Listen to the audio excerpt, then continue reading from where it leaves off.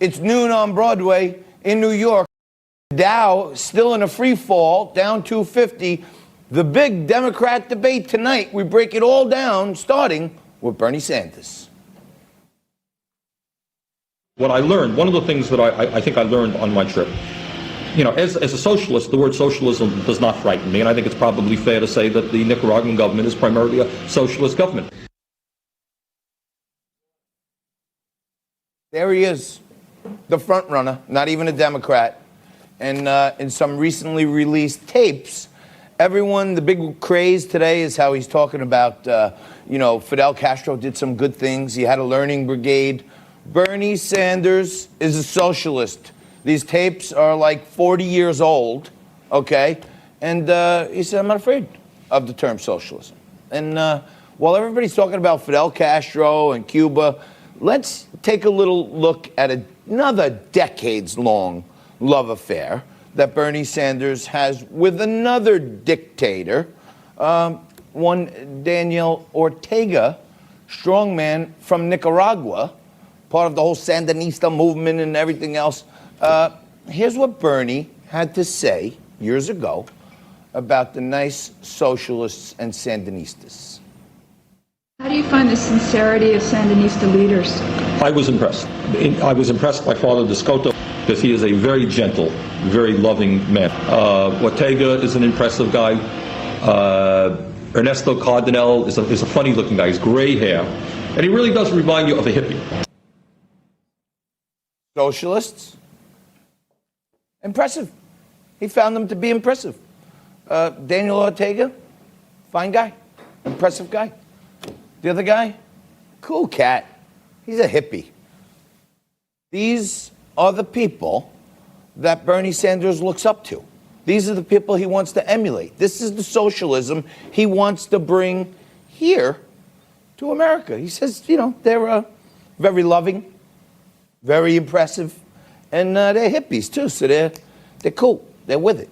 And usually I take Morning Joke to task every day. It's very rare that I agree with Joe Scarborough, but even on Bernie, Morning Joke and Liquid Lunch agree on one thing. Here's what Joe said. Also had a regime who tortured Catholics, tortured people who worshiped God in a way he didn't like, tortured students that had newspapers, kept people locked up for years, killed people. That's delicious, isn't it? Even Joe Scarborough, lefty lover these days, he points out some good points there.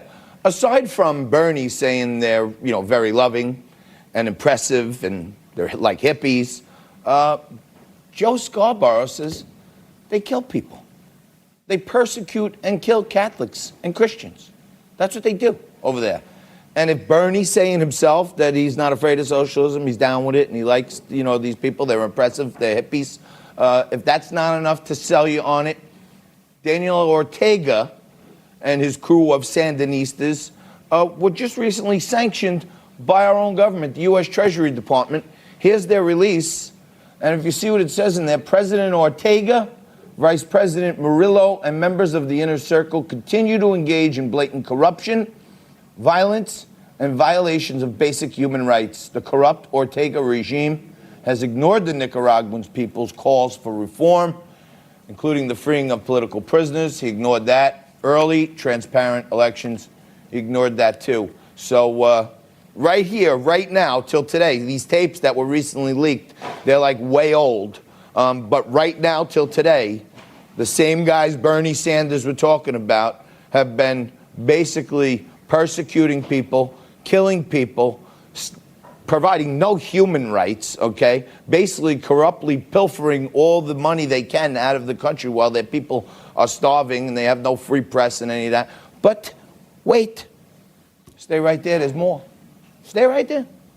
If you want to know, if you're thinking about voting for Bernie Sanders, and you want to know what's coming to a theater near you under Bernie's socialism, take a look at what Bernie thinks about the media in socialism. The media, of course, is not allowed to ask sharp questions of the president. That's not allowed.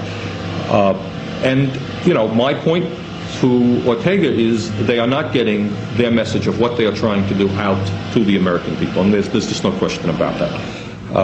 And they just don't have that kind of sophistication to understand how to manipulate the media. Can't ask the president sharp questions. Nope, that's not allowed, not under socialism.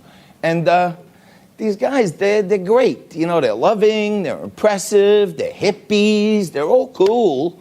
They just don't know how to manipulate the media. That's the one problem they have.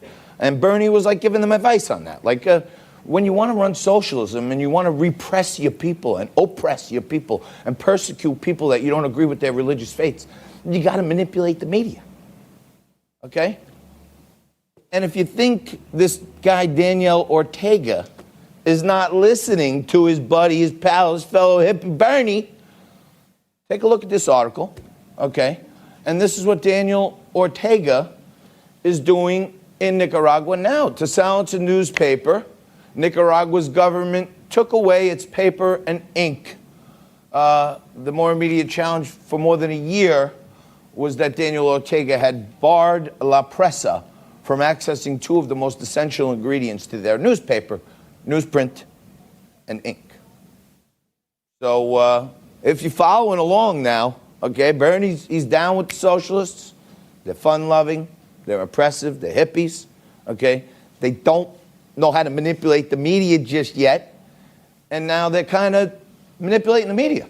So if you care about, like, free press and all the different channels, like Newsmax TV, the fastest growing cable network in America, where you hear the real talk from real people, if you care about that stuff, under Bernie, forget that, because they'll take away your ink and your paper, and they don't want the news unless it's manipulated to make everybody think everything is good, when in fact, it's not good, okay?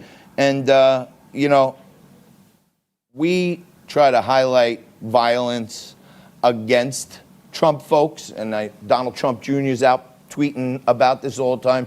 He should retweet this, because while Bernie's buddies, the hippies down in Nicaragua, the strongmen, the dictators who kill people and kill and persecute Catholics, okay, while they're closing down newspapers and imprisoning their enemies, that's what we're looking forward to if Bernie's the socialist leader. Right here in the U.S., in the golden state of California, at good old University of California, Santa Clara, there's some young Republicans set up a table for free speech. It's a free speech table. That's okay. They're not protesting. They're not wearing masks. They're not banging, breaking windows. They're sitting there talking about free speech, okay? And here's some lefty, Bernie-loving folks, and here's how they think people who are advocating for free speech, if it's not what they want to hear. Here's what the lefties do to these poor Republican college kids standing up for free speech. Buddy! I think this guy's trying to assault me. Got it.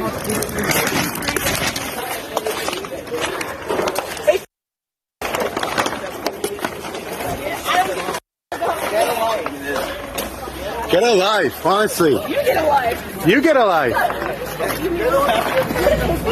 No. Dude, get on camera. You're on camera, smile.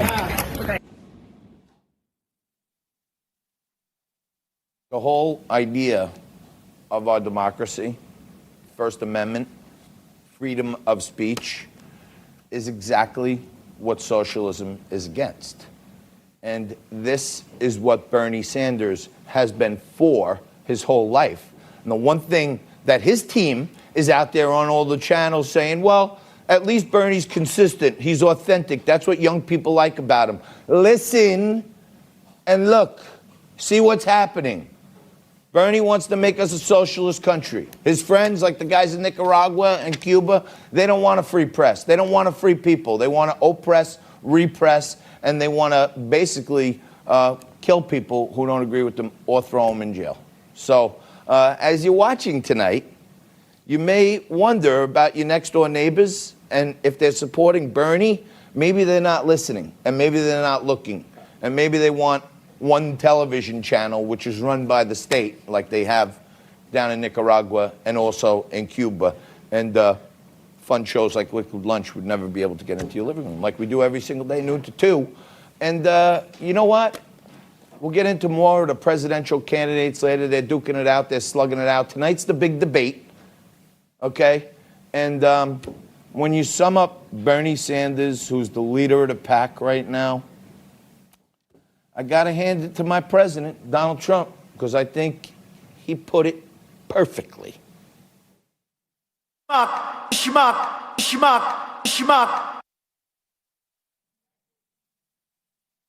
I concur. We got a whopper of a show today. Market's down 250 still. Simon Constable standing by. He's going to be on with us in just a few to break it all down, the coronavirus, the fear, fright, and hysteria, and all that stuff. Pavlina Oster is going to be here a little later on. She's looking into a story on us, how Mike Bloomberg is actually paying people $2,500 a month to write nice comments under his social media posts. And Jaden Horn's going to be here a little later.